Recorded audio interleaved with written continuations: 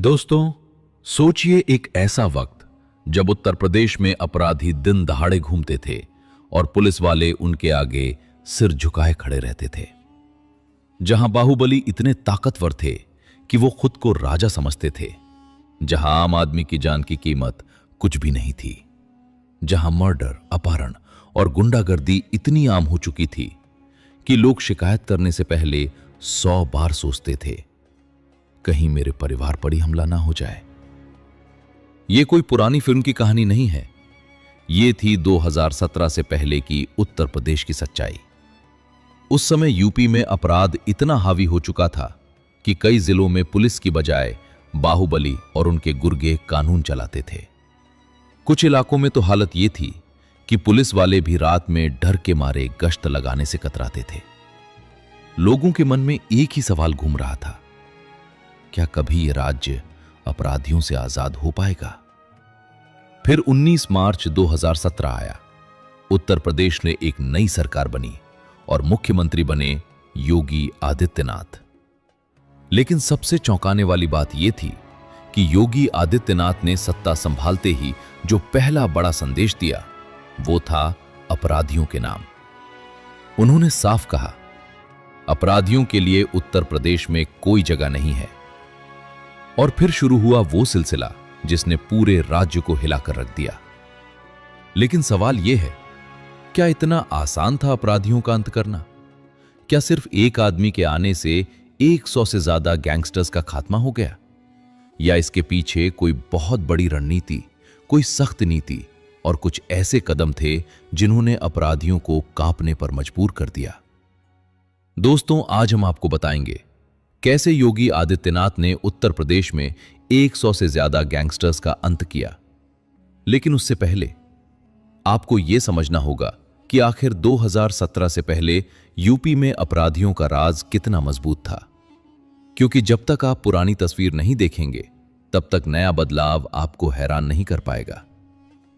दोस्तों, 19 मार्च 2017 को जब योगी आदित्यनाथ उत्तर प्रदेश के मुख्यमंत्री बने तो ज्यादातर लोगों को यकीन ही नहीं हुआ कि अपराध के खिलाफ कोई असली लड़ाई शुरू होने वाली है। क्योंकि उससे पहले भी कई सरकारें आई थीं, लेकिन अपराधियों का राज कम होने की बजाय बढ़ता ही गया था। लेकिन योगी आदित्यनाथ ने सत्ता संभालते ही जो पहला बड़ा संदेश दिया वो साफ था। उन्होंने कहा, अपराधी भागो वरना तुम्हें भगाया जाएगा। यह सिर्फ एक बयान नहीं था, यह एक चेतावनी थी। योगी सरकार ने साफ नीति बना दी, जीरो टॉलरेंस अगेंस्ट क्राइम। मतलब अपराधियों के साथ कोई समझौता नहीं, कोई ढील नहीं, कोई राजनीतिक दबाव नहीं माना जाएगा। और फिर शुरू हुआ वो सिलसिला जिसने पूरे उत्तर प्रदेश के अंडरवर्ल्ड को हिला दिया। पहले कुछ महीनों में ही कुछ ऐसे एनकाउंटर हुए जिन्होंने अपराधियों को यह एहसास करा दिया कि अब पुराने दिन वापस नहीं आने वाले। पुलिस को नई ताकत और नया आत्मविश्वास मिला। अब वो अपराधियों के खिलाफ बिना किसी डर के कार्रवाई कर सकती थी। लेकिन सबसे बड़ी बात यह थी कि योगी सरकार ने सिर्फ एनकाउंटर पर भरोसा नहीं किया, उन्होंने एक पूरा सिस्टम तैयार किया। अपराधियों की प्रॉपर्टी जब्त करने के लिए नई नीति बनाई गई, बाहुबली नेताओं पर सख्ती बढ़ाई गई और सबसे महत्वपूर्ण, पुलिस को यह मैसेज दिया गया कि अपराध के खिलाफ कार्रवाई करने पर कोई सजा नहीं मिलेगी बल्कि सराहना मिलेगी। धीरे धीरे अपराधियों के बीच एक नया डर पैदा होने लगा। जो पहले पुलिस को धमकाते थे, अब वो खुद पुलिस के नाम से कांपने लगे। लेकिन सवाल यह है, क्या इतनी आसानी से सब कुछ बदल गया? या कुछ बड़े और खतरनाक अपराधी थे जिन्होंने सरकार को चुनौती दी? क्योंकि अभी तक जो एनकाउंटर हुए थे वो छोटे मोटे अपराधियों तक सीमित थे। असली परीक्षा तो तब शुरू हुई जब योगी सरकार ने बड़े बाहुबलियों पर हाथ डालना शुरू किया। और यहीं से शुरू होती है कुछ ऐसी कहानियां जिन्होंने पूरे उत्तर प्रदेश को हिलाकर रख दिया। दोस्तों, जैसे जैसे योगी सरकार की शक्ति बढ़ती गई, वैसे वैसे अपराधियों के बीच घबराहट भी बढ़ने लगी। लेकिन असली चुनौती तब आई जब सरकार ने बड़े बड़े बाहुबलियों पर कार्रवाई शुरू की। इनमें सबसे चर्चित नाम था विकास दुबे।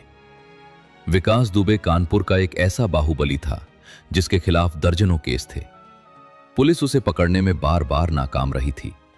लेकिन योगी सरकार के आने के बाद पुलिस ने उसे घेरना शुरू कर दिया।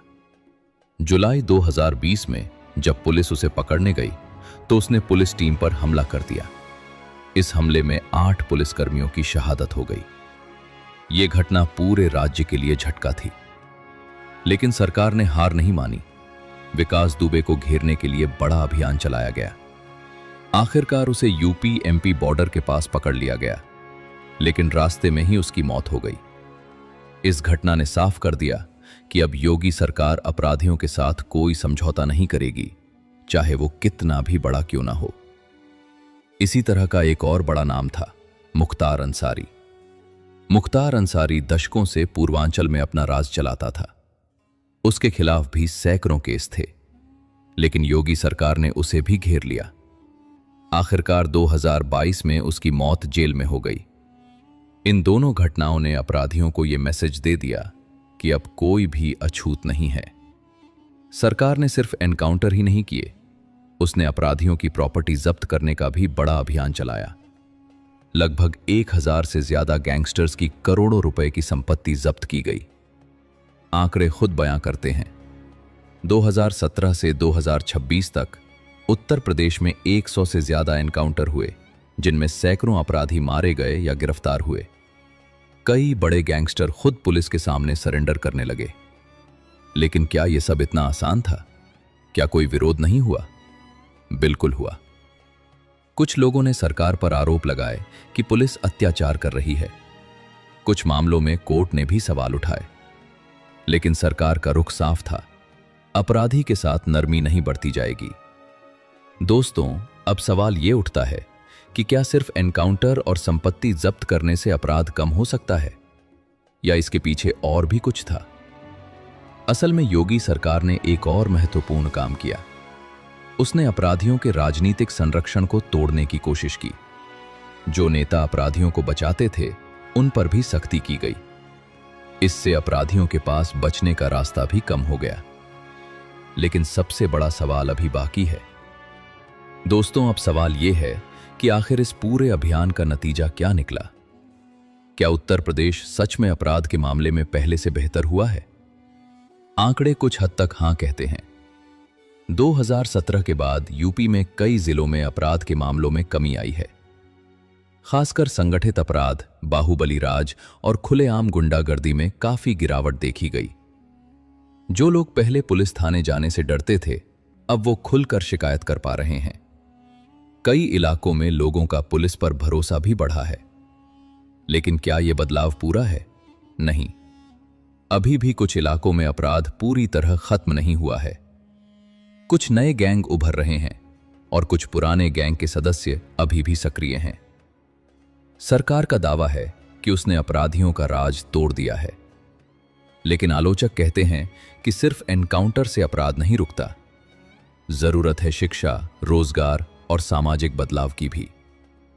फिर भी एक बात साफ है, डर का माहौल बदल गया है। पहले अपराधी पुलिस को धमकाते थे, अब पुलिस अपराधियों को डराती है।